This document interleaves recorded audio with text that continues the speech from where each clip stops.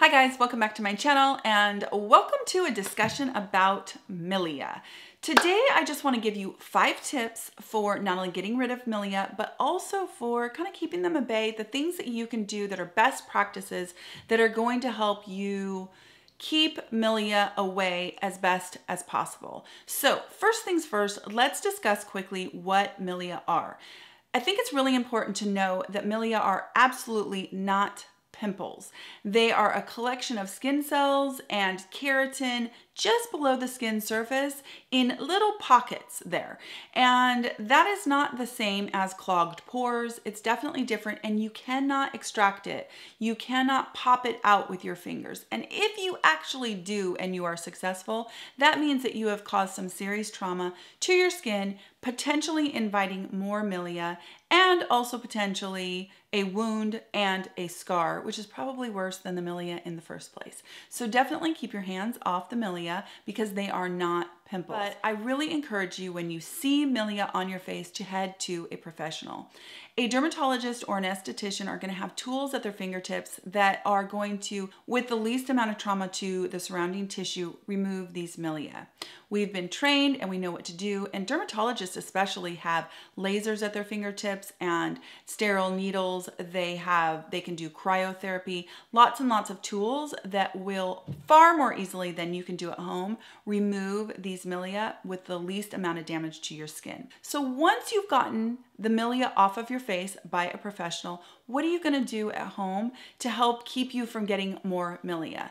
Tip number 1 for home care is going to be to incorporate a Retin-a, tretinoin cream. Now, this is super important because vitamin A is going to help strengthen that dermis. It's going to help train your cells to behave properly, and it's going to help kind of move cells along, healthy cells moving up to the surface, behaving properly. Super important, the exfoliation factor.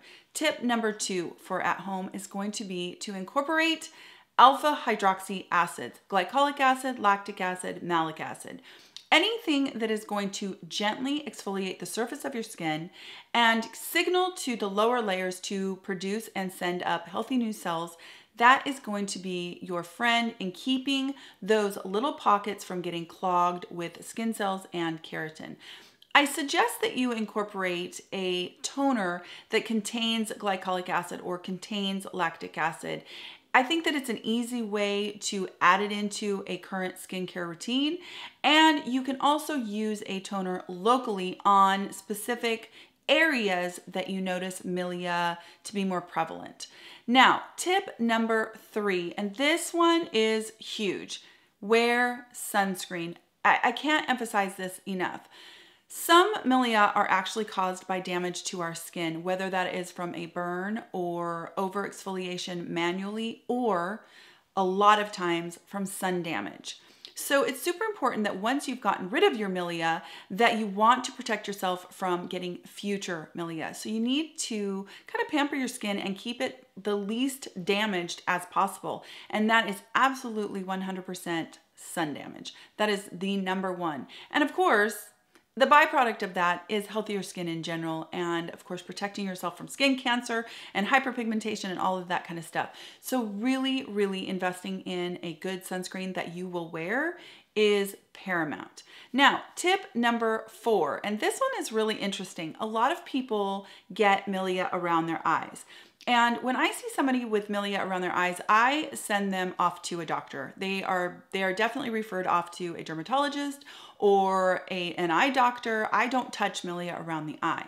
But once you have seen that professional and you've gotten them taken care of, exfoliation under your eyes is very, very helpful. And now we have some under eye creams that contain glycolic acid and some other gentle exfoliants that are made to be used around your eyes.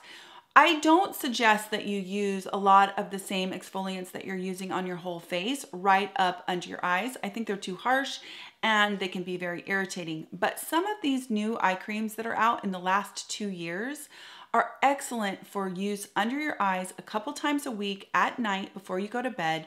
And not only are they going to help you keep away milia, you guys, but they're going to help you with hyperpigmentation, with fine lines, with elasticity. So I highly suggest exfoliating under your eyes. Sounds crazy, but it is really a great tip.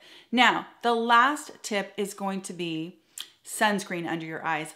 Totally non-negotiable, especially if you are using an exfoliating eye cream under your eyes a couple nights a week.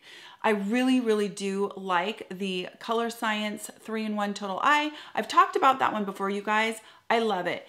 If you have a sunscreen that you wear on your face that doesn't bother you under your eyes, of course, that is totally fine.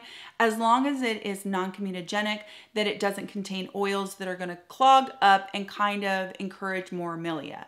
We always wanna stick with things that are non-comedogenic, do not contain mineral oil, that kind of thing, if you are prone to milia. So a sunscreen under your eyes is the 5th tip.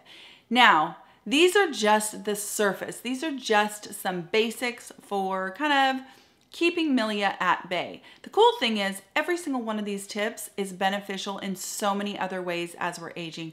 They will help you with hyperpigmentation, fine lines, elasticity, collagen, all of the other stuff that we are concerned about as we get older. So incorporating these 5 tips into your skincare routine, your general routine, will only help you not only with milia, but with all kinds of other aging concerns. I hope that this was helpful. Comment down below if you suffer from milia, if you've gone to a professional, what have you done to take care of it? In no way, and I have to say this, you guys, in no way am I suggesting that you ever take this into your own hands.